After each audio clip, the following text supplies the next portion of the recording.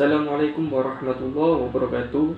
Kami dari kelompok 3 mata kuliah Filsafat Umum yang beranggotakan Nandari Fathahidinullah, Afifah dan Faiza Munjata Salma akan menjelaskan kebijakan-kebijakan dari seorang Socrates. Tapi sebelum menjelaskan semua kebijakan-kebijakan tersebut, saya akan menjelaskan terlebih dahulu tentang riwayat hidup Socrates. Socrates merupakan filsuf dari Athena, Yunani, yang hidup antara tahun 470 sampai 339 sebelum Masehi. Beliau merupakan salah satu figur yang paling penting dalam tradisi filosofis Barat. Socrates lahir di Athena pada tanggal 4 Juni 470 sebelum Masehi dan merupakan seorang dari salah satu generasi pertama 3 filsafat besar Yunani, yaitu Socrates, Plato, dan Aristoteles. Plato dan Aristoteles sendiri merupakan murid langsung dari Socrates. Ayah Socrates berprofesi sebagai pemahat patung dari batu atau stone mason yang bernama Sophronikos, dan ibunya adalah seorang bidan yang bernama Phainarete. Socrates mempunyai istri yang bernama Xanthippe dan dikaruniai oleh 3 orang anak, yaitu Rampocles, Sophronikos, dan Mnemosyne. Socrates terkenal sebagai orang yang berbudi baik, jujur, dan juga adil. Cara penyampaian dari pemikiran-pemikirannya tersebut kepada para pemuda menggunakan metode tanya jawab. Sebab itu, ia memperoleh banyak simpati dari kaum pemuda di negerinya. Namun, ia juga kurang disenangi oleh banyak orang dan juga terutama oleh kaum sofis yang menuduhnya sebagai orang yang merusak moral para pemuda negerinya. Selain itu, ia juga dituduh menolak dewa-dewa atau Tuhan yang telah diakui oleh negara. Ia juga dituduh telah membuat agamanya sendiri. Meletus, seorang yang juga menuduhnya, mengatakan bahwa Socrates merupakan seorang yang tak bertuhan. Kelanjutan dari tuduhan terhadap dirinya menjadikan ia diadili oleh pengadilan Athena. Dalam proses pengadilan, ia mengatakan pembelaannya yang kemudian ditulis oleh Plato dalam naskahnya yang berjudul Apology. Melalui perdebatan yang sangat amat panjang pada waktu persidangan, akhirnya Socrates dituntut dengan hukuman mati dengan meminum racun yang berasal dari tumbuh-tumbuhan. Cara mati dari seorang Socrates ini memberikan contoh bahwa betapa seorang filosof sangat setia kepada ajarannya dan tetap menggenggam teguh keyakinannya meskipun nyawa menjadi taruhannya. Socrates memang telah meninggal dunia, tetapi nama dan pemikiran-pemikirannya tetap hidup untuk selama-lamanya. Socrates merupakan orang yang biasa-biasa saja.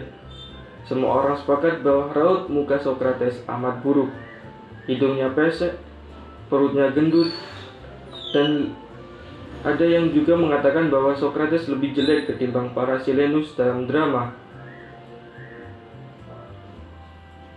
Ia selalu mengenakan pakaian kumal dan tua kemanapun ia selalu pergi.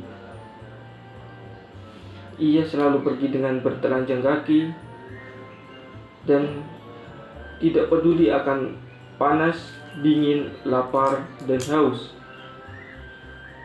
Sikap dari Socrates ini menimbulkan banyak tanda tanya di antara orang-orang di Athena. Oke, jadi itu tadi merupakan riwayat hidup singkat dari seorang Socrates. Kemudian kita akan berlanjut dengan membahas kaum sofis. Sofis adalah nama yang diberikan oleh kelompok filsuf yang hidup dan berkarya pada zaman yang sama dengan Socrates. Kaum sofis ini sudah lama dikenal dengan tidak baik Mereka menggunakan kehebatannya dalam berdebat dan menghalalkan segala macam cara agar memenangkan dan mendapat simpati yang akhirnya bertujuan dengan mendapatkan uang yang sangat banyak.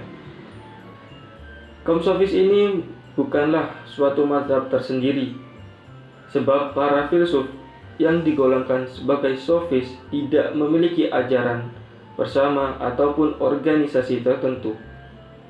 Oleh karena itu, sofisme dipandang sebagai suatu gerakan dalam bidang intelektual di Yunani pada saat itu. Kaum sofis memiliki pandangan relativisme yang benar. Pandangan ini mengatakan bahwasanya tidak ada pengenalan yang bersifat absolut atau objektif.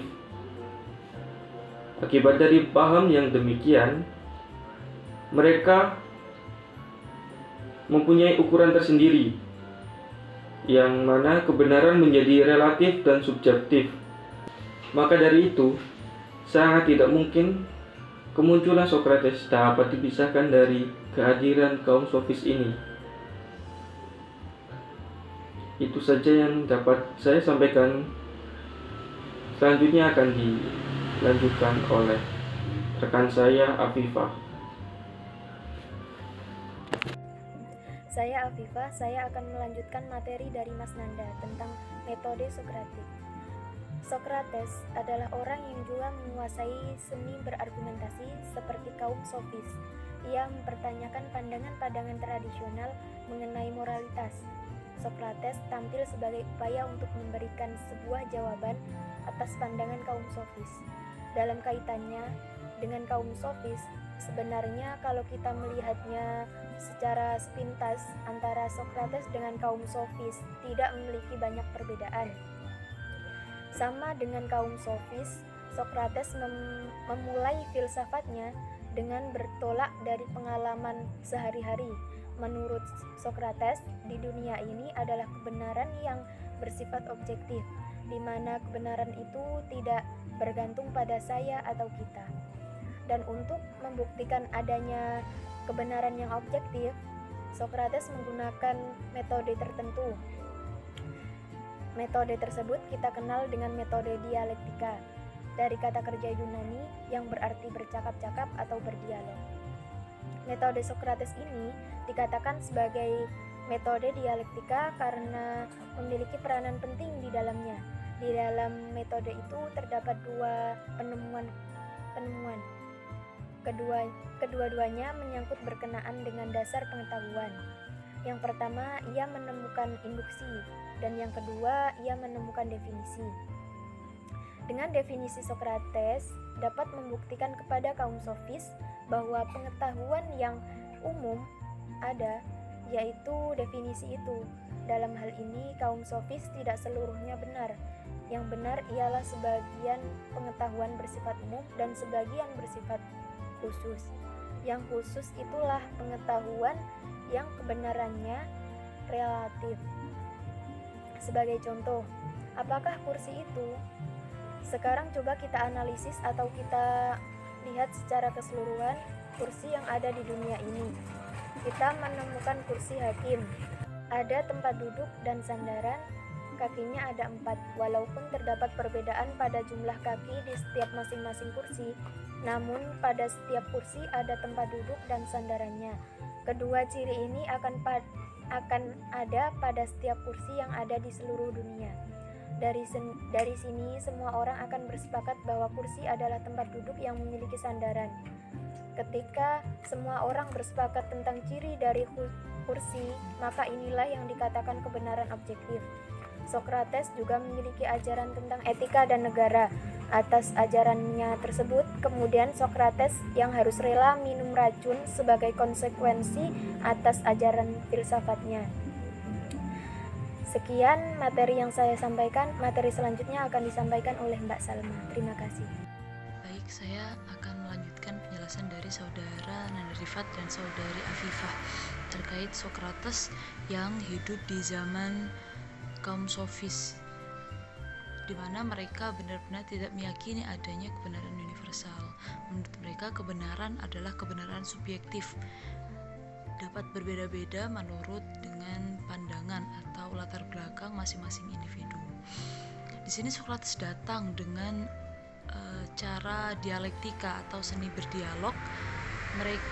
Socrates menyebar atau menanyai, berdialog dengan para kaum sofis, juga para pedagang, para tukang, dan kaum abangan tentang sesuatu yang mendasar, sesuatu yang bersifat yang mempunyai bersifat filosofis. Socrates membukakan mata mereka bahwa sebenarnya kebenaran itu dapat disudutkan atau dikerucutkan menjadi satu sebagai kebenaran mutlak, kebenaran absolut yang bertitik puncak pada kebenaran Tuhan. Dengan adanya kebenaran Tuhan, Socrates diyakini sebagai seorang tokoh yang membawa suara ilahi atau membawa kembali ajaran agama setelah sebelumnya kaum Athena atau masyarakat Athena tidak meyakini bahwa kebenaran mutlak milik Tuhan. Seperti itu. Baik, yang terakhir menukil dari perkataan Socrates bahwa satu-satunya pengetahuan yang aku tahu adalah aku tidak tahu apa-apa. Di sini dapat kita simpulkan bahwa kebenaran bukanlah sesuatu yang bersifat subjektif menurut latar belakang atau persepsi individu, tetapi kebenaran adalah sesuatu yang bersifat absolut atau mutlak dan universal. Jadi tidak ada seseorang satupun yang dapat mengklaim bahwa kebenaran hanya miliknya sendiri. Mungkin itu yang dapat kami sampaikan, kurang lebihnya mohon maaf. Wabillahi taufiq wal hidayah. Wassalamualaikum warahmatullahi wabarakatuh.